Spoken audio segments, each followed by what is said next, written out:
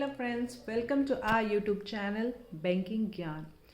आज एक टॉपिक है जिसके बारे में एक्चुअली बहुत लोग जानना चाहते हैं। सेकेंडली प्रॉब्लम ये है कि उसके बारे में हमें प्रॉपर जानकारी नहीं मिलती है ना। तो उसी से रिगार्डिंग मैं आज एक वीडियो लेके आ रही हूँ। वो है मोस्ट फेवरेट टॉपिक, चार्जेस। कोई भी अकाउंट है तो उसके क्या चार्जेस होंगे। ठीक है, बेसिकली इसमें हम सारे चार्जेस नहीं कर पाएंगे क्योंकि एक वीडियो में सारे चार्जेस बताना बहुत ज़्यादा टिपिकल हो जाएगा मेरे लिए। बट येस, जो मैक्सिमम चीज़ आपको चाहिए, मतलब जो इसे कहते हैं इम्पॉर्टेंट चीज़ जो आपको चाहिए, वो मैं आपको मेन चीज़ हम यहाँ पे डिस्कस करेंगे। तो सबसे पहले मैं आपको बताने वाली हूँ कैश हैंडलिंग चार्जेस। आप कैश के ट्रांजैक्शंस करते हो अपने सेविंग्स अकाउंट, अपने करंट अकाउंट में, तो कितने ट्रांजैक्शन तक फ्री है, कितने के बाद आपको चार्जेस देने पड़ेंगे, ये सारी चीज़ें हम डिस्कस करेंगे। फाइन। तो सबसे पहले मैं आपको बता देती हूँ सेविंग अकाउंट के चार्जेस। देखिए, सेविंग अकाउंट में देखो, पहले तो एक कंसेप्ट मैं पहले बहुत बार बता चुकी हूँ, आज फिर एक बार बता देती हूँ कि एक होता है होम ब्रांच, एक होती है non home branch. Fine. Home branch वो होती है जहाँ जिस ब्रांच में आपका अकाउंट है, और नॉन होम ब्रांच वो होती है जिसमें आपका अकाउंट नहीं है बट आप कुछ सर्विसेज नॉन होम ब्रांच से ले सकते हैं। ठीक है, तो वो कुछ सर्विसेज लेने के लिए हम नॉन होम ब्रांच जाते हैं, जैसे कैश विड्रॉल है, कैश जमा करना है। ठीक है, तो बेसिकली नॉन होम ब्रांच और होम में क्या डिफरेंस है, ये आई थिंक आपको समझ में आ गया होगा। तो देखिए, आप होम ब्रांच से कितने भी ट्रांजेक्शन करिए, फ्री ऑफ कॉस्ट है। बट अगर आप नॉन होम ब्रांच से विड्रॉल करते हैं तो 5 विड्रॉल आपका फ्री रहता है। ठीक है, अलाउड है, फ्री रहता है। बट अगर उससे आगे भी आप विड्रॉल करते हैं तो 2 रुपये, 2 रुपीज़ पर 1000 आपके चार्जेस करते हैं। ठीक है, और मिनिमम 25 रुपीज़। मतलब ये मान लो कि अगर मैंने 1 लाख रुपए निकाले तो 2 रुपीज़ पर 1000 हो गए, तो यानी कि 200 रुपये हो गए, और मिनिमम 25 रुपये तो कटेंगे ही कटेंगे, पर वो 5 विड्रॉल के बाद है। समझ में आ गया? 5 विड्रॉल के बाद आपके ट्रांजैक्शंस के चार्जेस लगते हैं, 5 विड्रॉल पर मंथ। ठीक है, चलिए नेक्स्ट मैं आपको बताती हूँ करंट अकाउंट का मिनिमम वो कैश हैंडलिंग चार्जेस क्या है। देखो, हम जनरल करंट अकाउंट की बात करें, मैं करंट अकाउंट की किसी वेरिएंट की बात नहीं कर रही हूँ।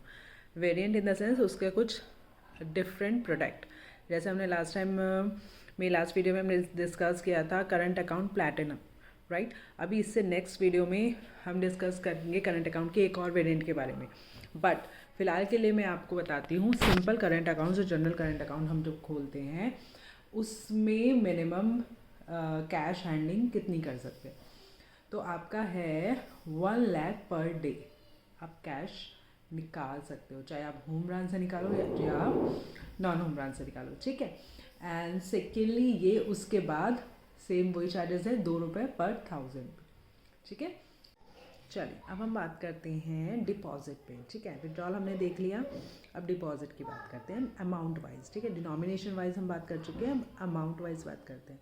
अगर मैं 2 लाख तक रुपए जमा कराती हूँ ना, तो उसके कोई चार्जेस नहीं लगेंगे। पर अगर 2 लाख क्रॉस हो जाते हैं तो मेरे लगते हैं 1 रुपये पर 1000 पे, हर 1000 रुपीज़ पे मेरे 1 रुपये कट जाएंगे, और मिनिमम 25 रुपये कटेंगे ही कटेंगे।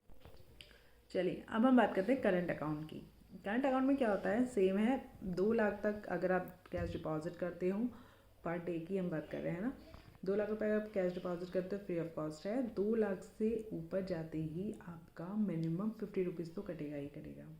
ठीक है, सेकेंडली 1 रुपये पर 1000 पे जो है वो कटेंगे।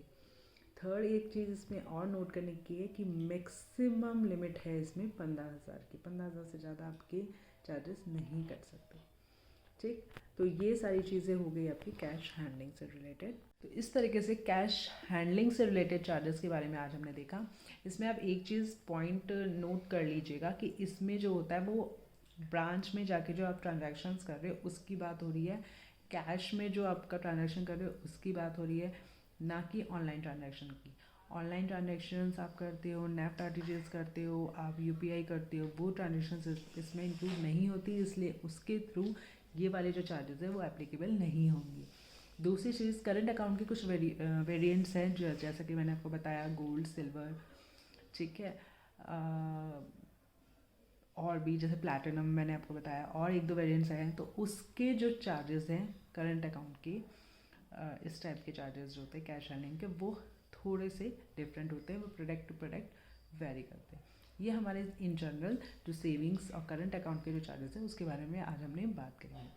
तो इस चीज़ का आप ध्यान रखिएगा ताकि आपके कैश हैंडलिंग के फालतू के चार्जेस ना कटे, और अगर कट भी जाएँ तो आप इस संशय में ना रहें कि किस चीज़ के चार्ज हैं, ये क्यों कटे हैं, क्योंकि इस चीज़ के बारे में आप ऑलरेडी अवेयर हो चुके हैं। ओके देन, कोई और कुछ क्वेश्चन हो तो आप मुझसे पूछ सकते हैं। ठीक है guys, okay, take care, and बहुत जल्द मिलेंगे एक नए वीडियो के साथ। Okay, bye bye.